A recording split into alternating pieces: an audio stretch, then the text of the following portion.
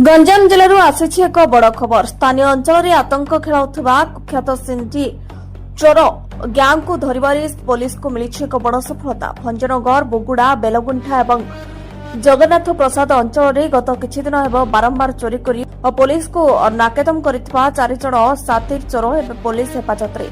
Ganjam SP निर्देश क्रमे भंजनगर थाना अधिकारी जीवनानंद जेना नेतृत्व में एक स्वतंत्र टीम गठन करा जायथिला। विभिन्न थाना रे होइतिबा अभियोग को आधार करी पुलिस एक जोरदार सर्च ऑपरेशन चलाइथिला और शेष में पुलिस जाल छंदी होइछंती 4 जण कुख्यात चोर।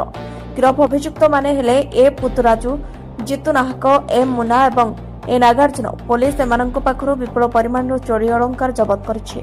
जबत सामग्री मध्य 66.70 ग्राम सुना एवं 2 किलो अधिक रूपा गहना रही। आज एक स्वतंत्र प्रेस विवृत्ति में भंजनगर एसडीपीओ दीपक मिश्र यह सूचना देते। यह ग्यांग अन्य सहयोगी को अति शीघ्र गिरफ्त कर चेतावनी देते।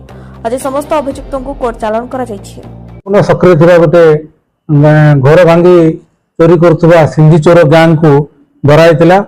से ग्यांग सदस्य मान होती ए पुट्टुराजू, जितु नाहक, एम मुन्ना, ए नागराजू।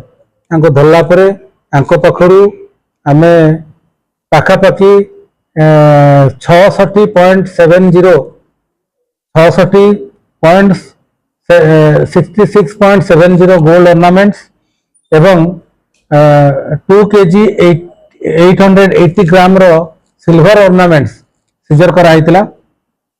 एवं एमाने ए जो चोरी जिनस गुड़ा आमर किसी केस जमी भंजनगर थानार, जगन्नाथ प्रसाद थानार, बोगुड़ा थानार एवं तारसिंग थानार किसी केस रे एगुड़ा हूँ स्टोलेन प्रॉपर्टी बोली आपात जना पड़ा एवं यही जिनस पाखु जबत कराई आज कोर्ट चालान करा।